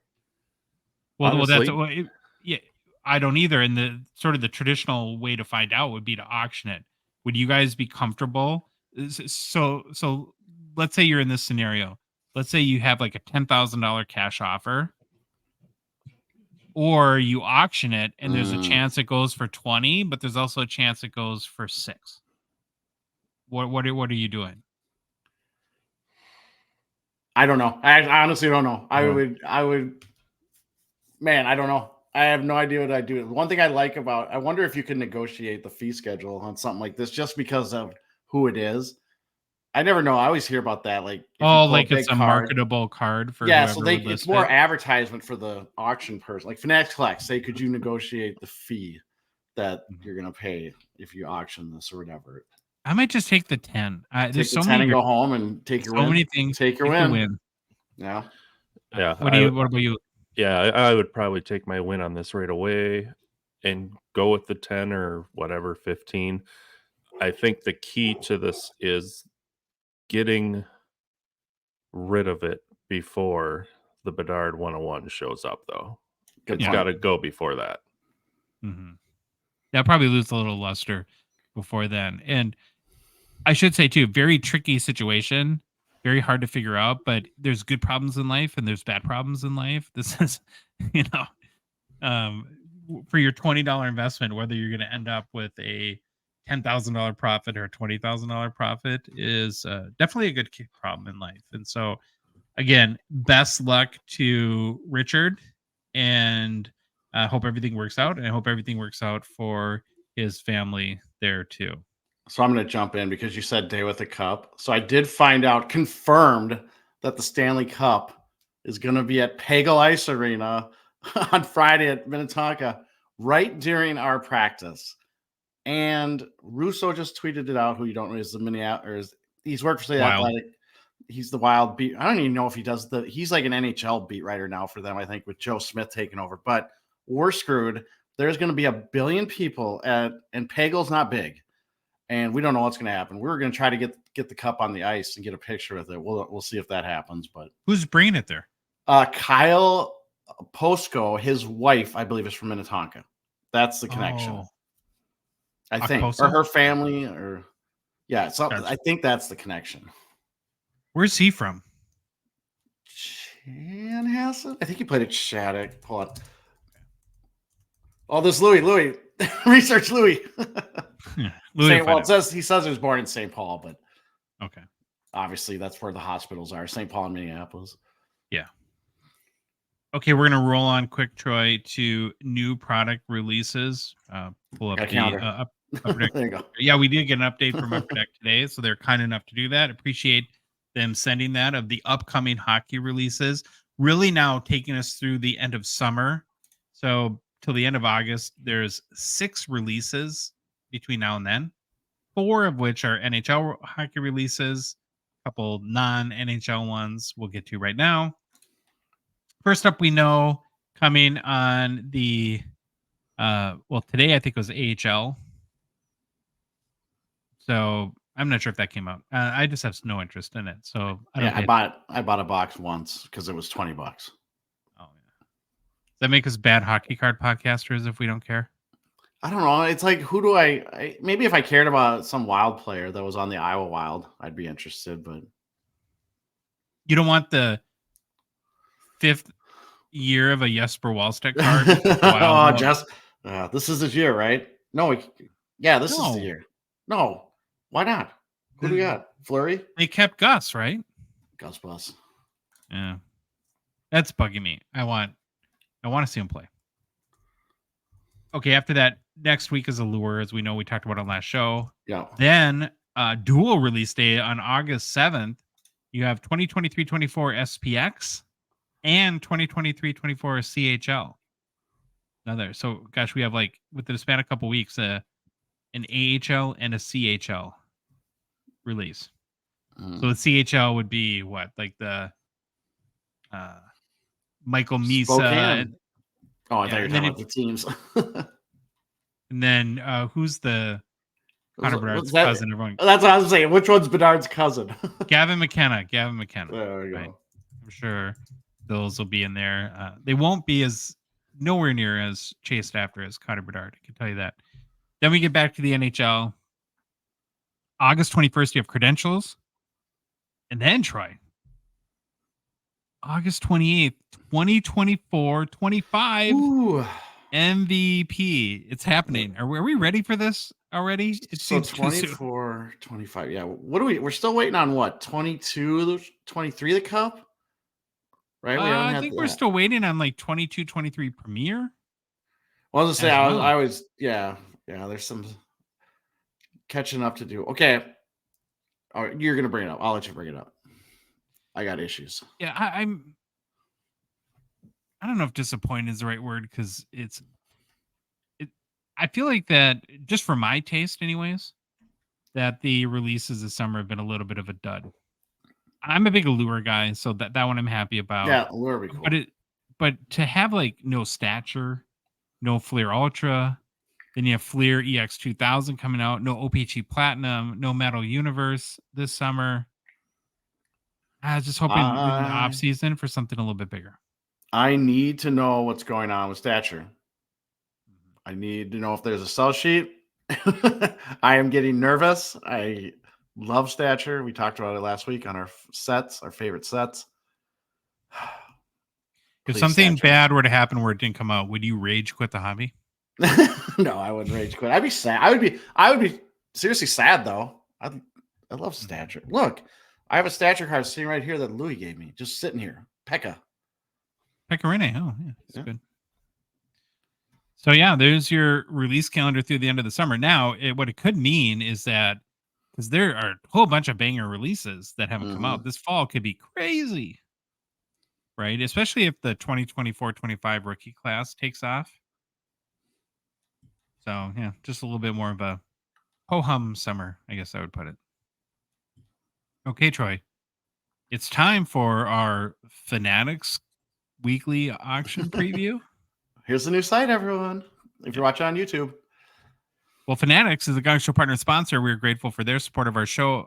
I feel like we need to like reprogram our brains. Yeah. What do you think the over-under is? How many times we accidentally say PWCC in the next few months? Probably like It's gonna be 20. a lot. So, Troy, as a reminder, the July. Speaking of sounding weird, the July Fanatics Premier Auction. That's tonight. Their first premiere lasted 2 days. Essentially, no, it started a couple weeks ago. Be sure to log on to fanaticscollect.com. Place your bids. Any updates on the cards in the premiere? Oh, definitely. Prices have went up. The Oh, Future Watch McDavid's up to 17,500 US. I think the Gretzky's up 9,000 now US. It's a PSA 8, and the OPG. Sidney Crosby Gold Cup rookie patch autos at 8,500 US. Yep. And then, of course, the McDavid Future Watch Autos, the BGS 1010, Yes. highest graded copy of that card. We already talked about the buy now marketplace in Hobby News. So you want to check that out, see what's there. Maybe even list some of your cards for 6% if they're under $120. And then finally, Troy, the very first Fanatics Collect weekly auction ends this upcoming Sunday. You and I have looked through the cards available this week, picked out our favorites, and we'll continue to feature our favorite vintage and modern cards in the Fanatics weekly auctions going forward. But we're going to start today with the current auction, and like we always do, with vintage. Ready? Ready. Here's my first pick, 1910. Let's go back to 1910. A C56 hockey, Lester Patrick, rookie card, number 26, PSA 3. Very good. It's a PWCC IPO rating, put in the top 30%. Now, they didn't get rid of that. Did you notice that? I was just going to say, I was just going to come out the words out of my mouth. Is that a Fanatics A? It's not an error because I assume at some point they'll rebrand that. But yeah. For now, it's PWCC. And remember, too, it is a Lester Patrick rookie because every card in 1910, C56 is a rookie, as it is regarded as the first kind of official hockey card set ever made. Beyond that, though, Lester Patrick is an iconic name in our sport of hockey, and we've talked about him before. Just do a very brief kind of synopsis again.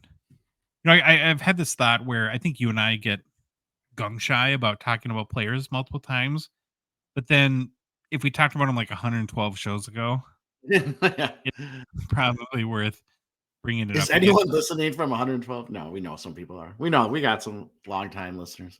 Hey, this month is our best month ever to date. So I think we're doing, true. despite our intro today, Troy, we're doing. I think I just tanked the number. Well, Lester's younger brother, Frank, was a better hockey player, I think, but both of the Patrick brothers made enormous contributions to the game of hockey. Lester Patrick was born in 1883, which was a long time ago. Not sure if you knew that. Here's him, Troy, playing in 1912, playing for the Victoria Aristocrats. One of your favorite teams, of course. Now, can you zoom in on his ankles? Yeah, it looks like he's about to crash and crumble. That's as far as I can go. That is that you teach hockey form? Is that what? No, that's not good form. It looks like that hurts. Mm-hmm. Needs a new sock too. Yeah, got a hole. Yeah. Well, he spent his entire life playing and contributing to the game of hockey. His family, Troy, is often regarded as the first family of hockey. He and his brother, Frank, are in the Hall of Fame. Lester's son, Lynn, and his grandson, Craig Patrick, are both in the Hall of Fame as well. Yeah, no, I'm just kidding. We always like to joke about how these guys are just in because they were the only people playing hockey at the time. But now you read about them. They've all made contributions. They deserve it. 22 rules that the Patrick brothers created are still used today in the NHL. He founded hockey leagues in Western Canada. His family was instrumental to building the game of women's hockey. His name is on the Stanley Cup 6 times as a player, coach, or general manager. He's also the namesake of the Lester Patrick Award, given to a person who's made significant contributions to the game of hockey in the U.S. I wonder if Pavelski will win that at some point. Or he probably should have. Also the namesake, Troy, of the old Patrick division, which had that name from 1974 until 1993. Bring it back. That's my biggest pet peeve with the NHL when they got rid of those. And maybe it's because nostalgia's kicked in, but sure. It's a lot cooler than Central, West, or Pacific, whatever they're called now. All right, let's talk about the card. PSA 3 popped on 27. Only 120 of these cards have been graded by PSA. Highest graded copy is a PSA 7.5, for which there is one. Even though the card is a PSA 3, I think it's pretty nice. Again, it has a PWCC above average eye appeal rating, put it in the top 30%. There's wear in the corners, as you'd expect, but the wear is even. Yep. And so I like that. It keeps, to me, the eye appeal symmetrical. So it doesn't bother me. It's 14 years old. I don't think you really expect like crispy corners. Yeah. Pack surface fresh. Is nice. What about the centering on this one, Troy? That's good. That's nice centering. It's a PSA 3. Yeah, the centering, and also, I mean, a lot of times with these cards, you'll see the ink come outside the black border. Now, it does a little bit on the top, but not. I've seen a lot worse, or we'll see a lot worse too in the next card. Now, the last sale of a 1910 C56 Lester Patrick was $1,159 US on July 4th of this year, so a couple weeks ago. This copy that we're looking at in the Fanatics Weekly is way nicer. Really? Than that one. I'm just saying. Now, the all-time high sale of a PSA 3 was in the Fanatics Weekly in February of 2021 when this exact card sold for $2,412 US. It's kind of funny. So, like in Card Ladder, Troy, it already says Fanatics Weekly, even going back. I did see that they got it updated. Yeah. You got a current bid? $340 US. So it looks like for your pick, you stuck with 1910, huh? Yeah, I guess I stuck with it too, but mine's a little rougher, might be a little more affordable. I'm going for the affordable route, I guess, on a 1910. So it's a 1910, a C56, Ernest Russell. Josh, it's a rookie. Can you believe that? It's a rookie. Number 20. Almost again, like all of them are rookies. Yeah. Okay, so this will be a great. So this is a PSA 3 also. Just keep that in mind. How? Just wait. I mean, that's what the kind of a little discussion. We can see the differences in PSA 3 and graders. And again, it's another C56. We dig this set. We talk about it. We love it. Did the deep dive with Jeremy. It's fantastic. So again, PSA 3 card is in, we'll call it decent shape. Okay. Remember, it's 114 years old. We figured out. We did math. So the centering, Josh's card was really nice left to right. This one, top to bottom, is not the greatest. And left to right it's definitely off. It's better than the top to bottom, but it's definitely off a little bit. Nothing crazy. Okay. Mhm. But now here's some of the stuff you see on the upper left. There's a blue dot by the number here. Yeah. There's like I don't know if that's a flaky piece of cardboard Is it a pinhole? or no, it's not a pinhole. Mm. I don't know if it's a piece of cardboard or maybe like something's going on, like some missing something. But then you can see here where the blue comes out of the black border.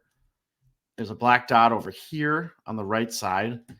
There's a black mark on the bottom by his name. I'll zoom in for our YouTubers that are watching. You can see some blue ink kind of got there.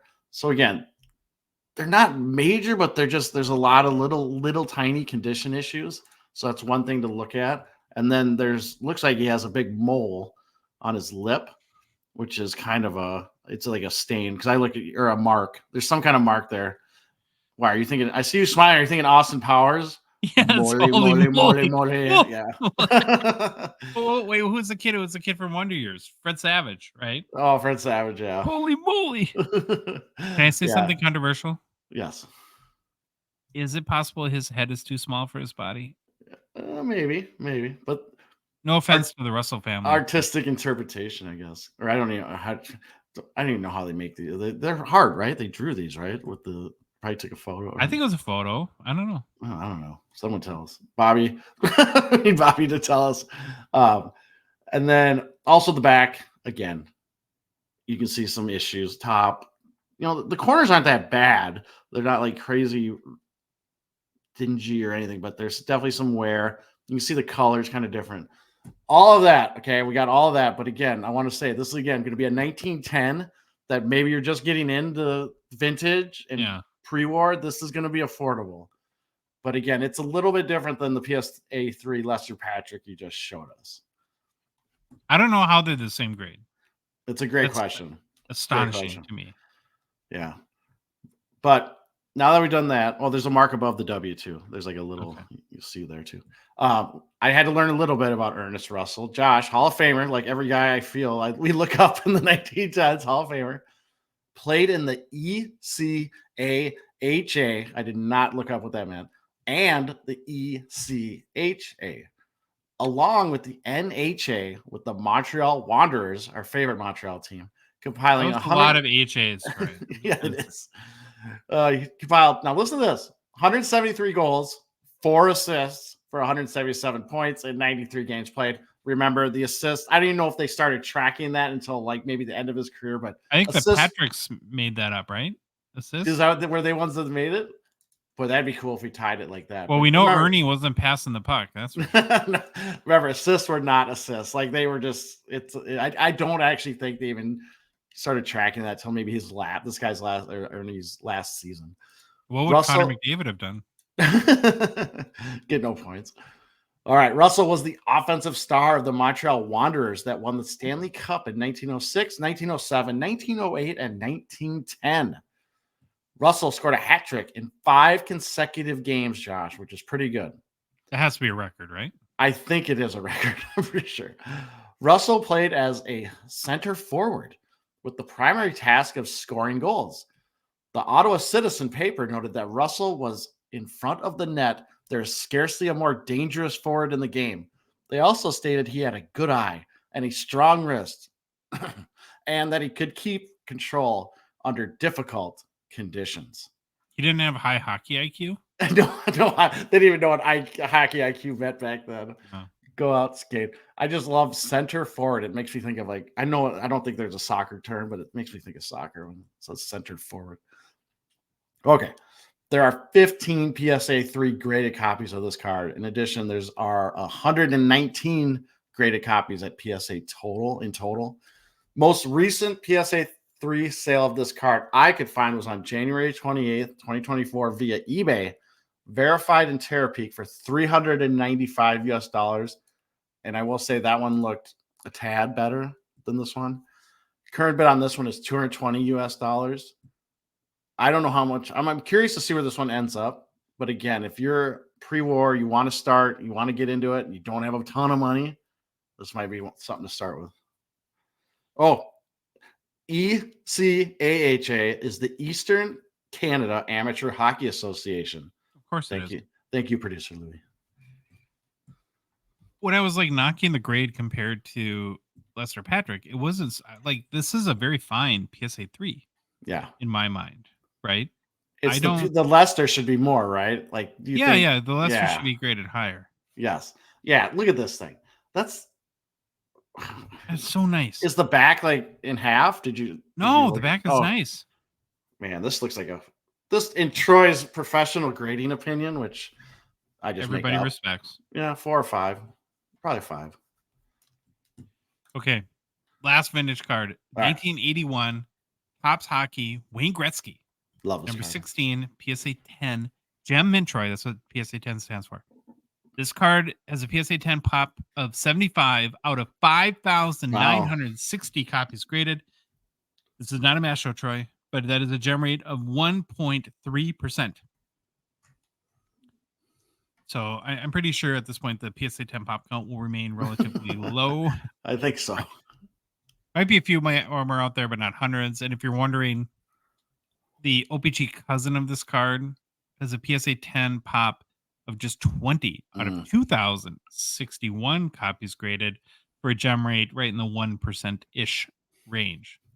I gotta say it right off the bat, I love this card design. It's a very early Gretzky card. Sure, an OPG would be better, but I would still cherish a Topps PSA 10 copy of my collection forever. These early 80s hockey designs, I think, are somewhat simple, but yet feel very distinct from each other and totally iconic. Like I just can't say how much I like this card. Now you got Wayne, who's crouched over. He's got his stick resting on his thighs, almost like he's gliding into the face-off circle, maybe looking a little incredulously at a Capitals player there.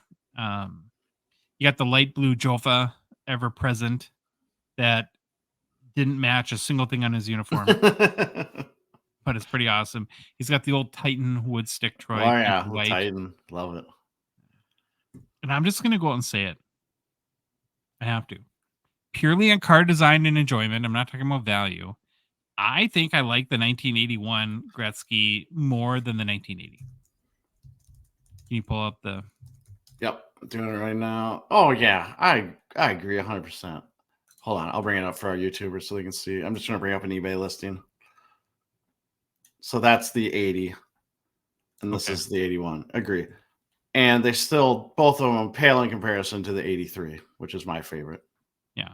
But that's just my opinion. Now, the 1980 is going to be so much more valuable, but I just think the 1981 is a much better card. Okay, Louis, do you agree? Bringing you back. Do you prefer 80 or 81 Gretzky?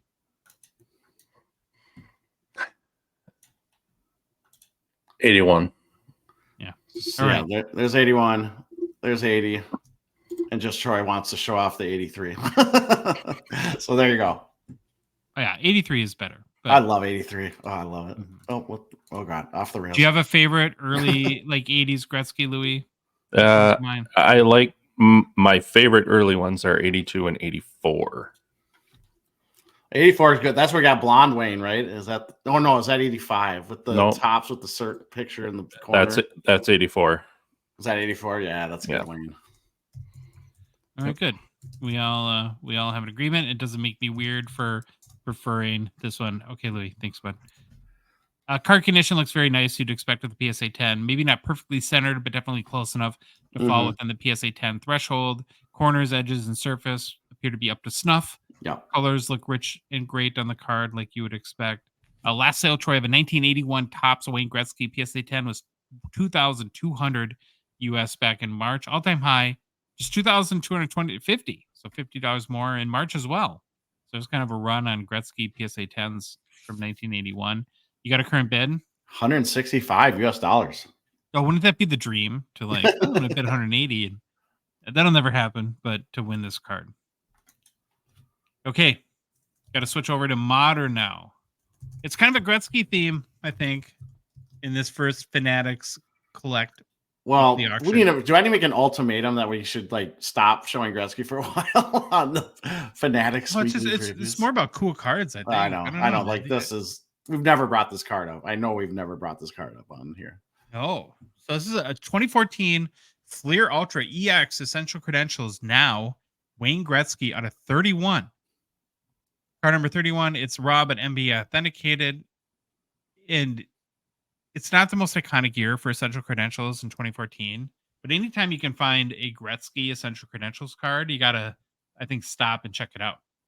I think, as everyone knows, I'm a big fan of the EC cards, Essential Credential. Is not the first Gretzky Essential Credentials either. That would have been 2012 their retro, and again, this is 2014. But it's also noteworthy there was not a Gretzky Essential Credentials in the first hockey edition that the card came on 2008, which is kind of crazy. You think that Upper Deck would never do that now. Did they forget him? Who's that Gretzky guy? Oh, we should put him in. He's important. Okay. So again, now while this is not the first Gretzky Essential Credentials, it is the first of him in an Oilers uniform, which I think is kind of something.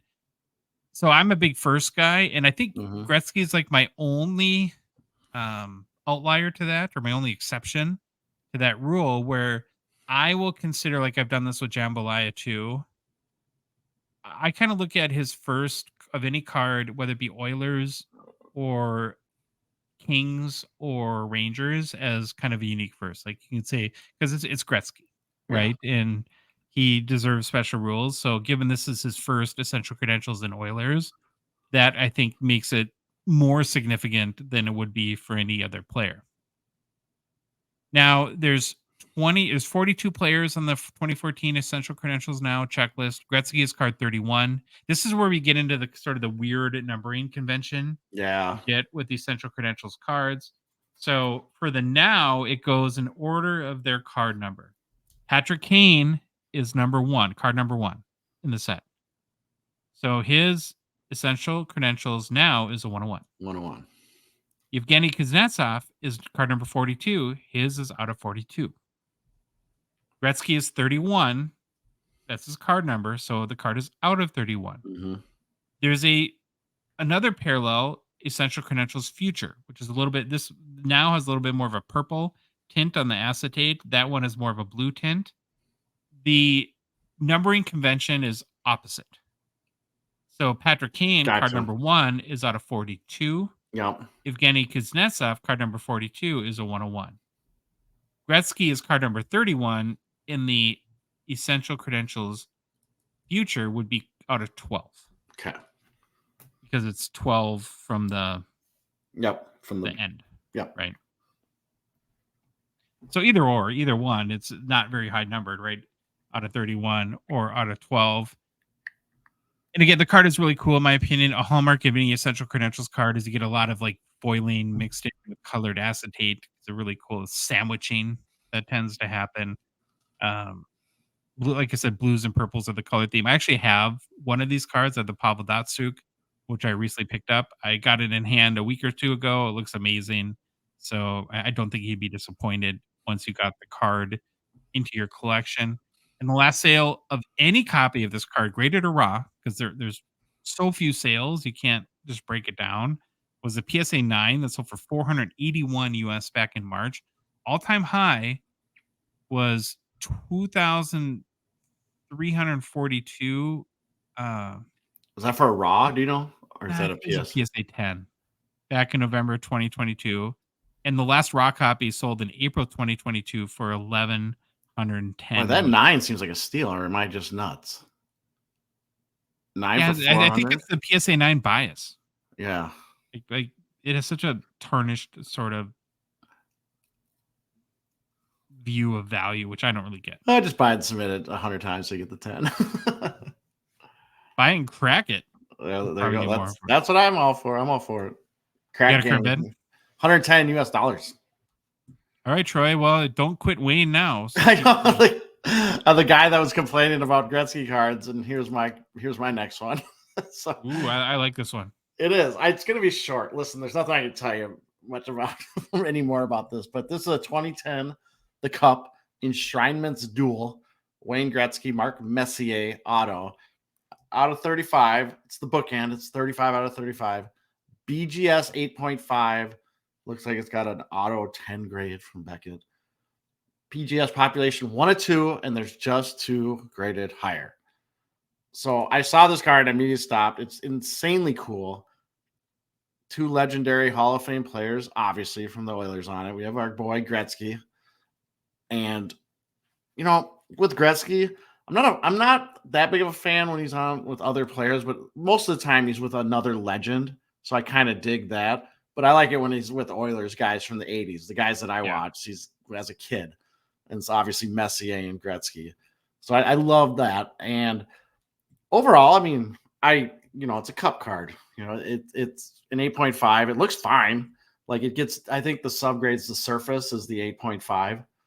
So, and that's a lot of these. I think the grade more people care about is, in this case, is the auto grade. Like if this card was, well, here, you tell me if I'm wrong.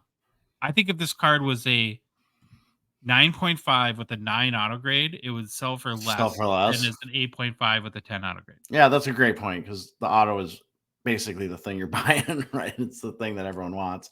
Autos are good, look really nice, obviously. Do you remember our old bit on Mark Messier? We call them the ultimate hobby buddy. Oh, yeah. Because all of his top sales are nobody buys duo like cards. Yes. It's all dual and triple and quadruple auto cards. Yeah, we got to bring that back. He is the ultimate hobby, but I wonder if there's someone that's overtaken him. We should look that up. But again, great. I like these little profile pictures. They're kind of not really they got some shoulder, but then you got Messier here, who's got his sweet flow. I think that's flow coming out from behind. It looks weird for hair. It's like they colored it in with a brown marker. I don't know. It looks odd, but I think that's his hair. But yeah, I love looking at these like old Gretzky. Obviously, said the Yofa helmets and Messier. I didn't even know he wore the same helmet as Gretzky. Did he borrow his bucket for the photo? Yeah, maybe he borrowed one. That's a kind of a revelation. But no, I just think it's I have a question for you. Yeah. So you're talking about Gretzky dual autos that you like it with the old Oilers guys. If Upper Deck came and said, Troy, we will get any card you want, but it has to be Wayne Gretzky, a dual signed card with anyone else you want. Who would you pick? Would your number one be? Oh man, if it's an 80 or 80 Oilers guy, probably Curry. I have a. It can be anybody. It doesn't have to be Oilers. Gordie Howe would be cool, but I don't know if that's going to happen. So maybe Lemieux. What about Brent Gretzky? Let's do the Gretzky brothers. The Gretzky brothers. Highest scoring family of all time. Yep. All right. So that's what I would go with. So one of those 4 that I said, because I can never choose one. Okay. I couldn't find a BGS 8.5 sale of this card, but here we go, Josh. A PSA 8.5 with a 9 auto grade. So kind of the same thing you're saying. Not really, but did sell via Heritage for $930 in June of 2022. Most recent sale of a raw copy of this card was on April 4th of this year for $438.33. Yes, and I feel like yes, via eBay, verified in Terapeak. Current bid is $825. That's criminal. That's a steal. Yeah, Louis, you might want to start searching Terapeak and make sure I didn't go crazy and just make that up. But I'm pretty sure that's right. Mangled or something like that. Okay, last modern card we're going to talk about is a 2015 Fleer Showcase Flair Blue Ice Connor McDavid rookie out of 199. There's the back if you want to see it. There's Google. There we go. It's a BGS 9 mint grade. I really knew nothing about these cards, and so that's why I picked it, because I'm like, I might as well learn something doing the show. It's funny, even after a few years, we run into these cards where I don't know anything about. And honestly, too, the whole like Flair Showcase thing, I don't feel like I have a good grasp of. Do you? No. If you don't, why would I? You know more about this than I do. So Blue Ice, I think, also sounds like a Zoolander clone, doesn't it? Yes. Was it Blue Steel? Blue Steel. Yeah. All right. The card is horizontal. Background is kind of all blues. The Picasso's blue period, I guess, right? It's got the typical sort of Flair configuration where you've got a photo of the player and then in the background kind of faded in as a headshot. Yep. So you got sort of the dual images of McDavid. This kind of like photo trick, I always think of like 80s like MTV videos where right you got like sort of like the singer singing and just multiple. I think of 80s videos as like the moving picture of the person, but it's like it trails like the previous image, it just trails them right by. It's so bad. It's a nice looking card though. Yes. I'd love to see it in hand. I feel like a card like this would look way better in hand than on photos online. The one thing about Flair though is they kind of all look the same. We think. I don't know. Maybe I just haven't studied them enough, but yeah.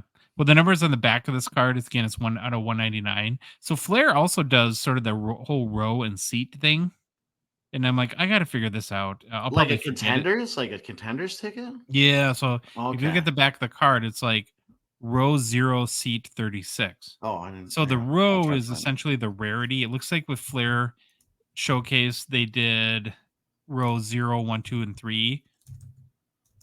3 would be the most common, 0 is the most rare. And then the seat is basically the card number in the set. So, not as like tricky as you might assume, right? So row 0, seat 36. And I did look up like his Gotcha. card number is 36, so that's kind of Gotcha. what I have to be. There's 65 total players in the Flair Blue Ice checklist for 2015 Flair Showcase. And I just think too, it's like, well, why would this card appeal to you? Well, again, we talked a million times. There's 10,000 McDavid Young Guns. Yep. This card will never beat that in value, but it could be kind of cool, a cheaper, off the beaten path option for a McDavid rookie that the cool kids would buy. Hang out and I guess trade, and like you, Troy, cool. So I don't know. As a cool kid, would you buy a card like this? What's your thoughts? Is this a McDavid rookie that would appeal to you?